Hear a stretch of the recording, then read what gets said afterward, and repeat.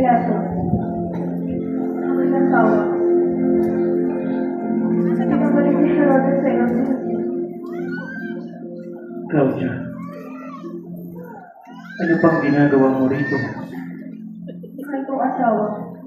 Huwag kang makialam sa unang tao iyan. Wala siyang ginagawang kasalanan. Labis akong pinapahirapan ng aking panaginip tungkol sa kanya. Ang tao iyan ay matuwid at walang ginagawang mali sa mga dukha at inabi sa lipunan.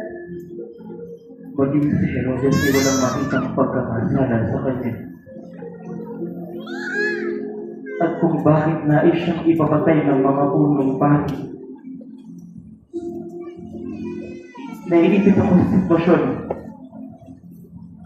Ano ba ang mas madaling gawin ko? Ang piliin ng mabuti o ang madali? Aking asawa. Tandaan ang kabutihan at katarungan. Higit sa takot at politika.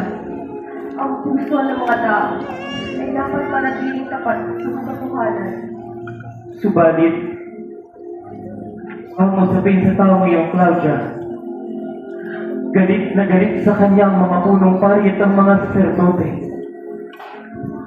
Kaya nilang magbahed ng mga taong sasaksi dahil sa kanilang impluensya. At kapag nagkagulo, ako at ang aking posisyon ay maaaring malagay sa panganib.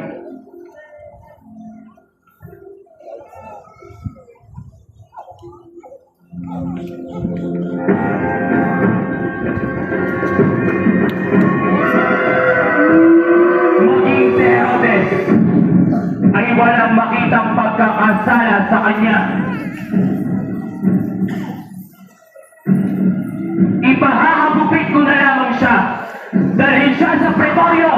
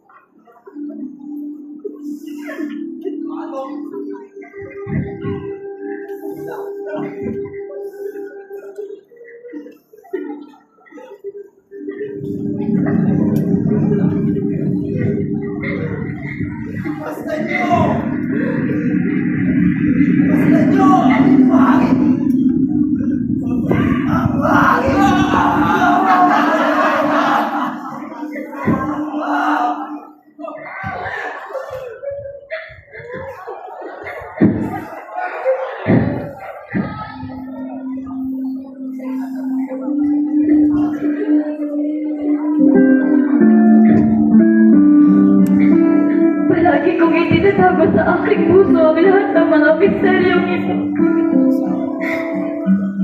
Alam kong masakit, anak. Subalit kung ito ba ang kalooban ng iyong ama, hayaan mo tuloy na iyong mga hapit. Pagdaman ko, wala kang kasalanan. Bakit mo hinahayaan ang lahat ng ito? Ina, manatiling hamon tayo sa sabi niya. Ang ating pagdarusa ay may ngunit sa kalooban ng Diyos. Alam ko ang iyong pinaramdam. Isa rin akong ina, katulad mo. Subalit, huwag pananatiling sa kanyang tabi. Ang magsisilbing maliit ko panatagan. Tanggap mo ito.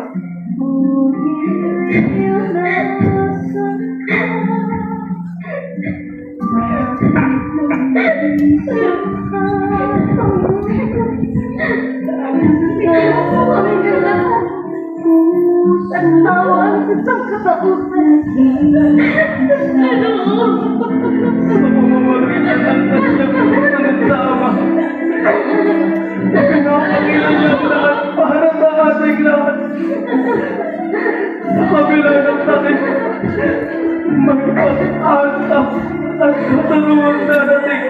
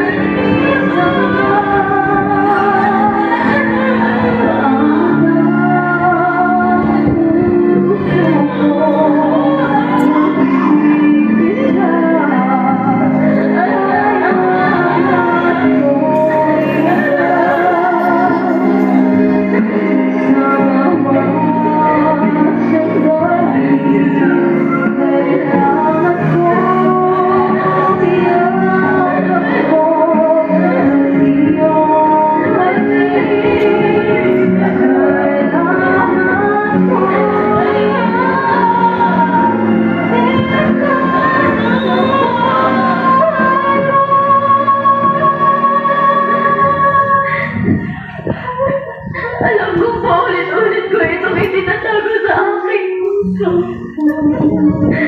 Subalit sa bawat sugat ng anak ng tao, naroon ang pag-asa para sa mga naaapi at mga tukla.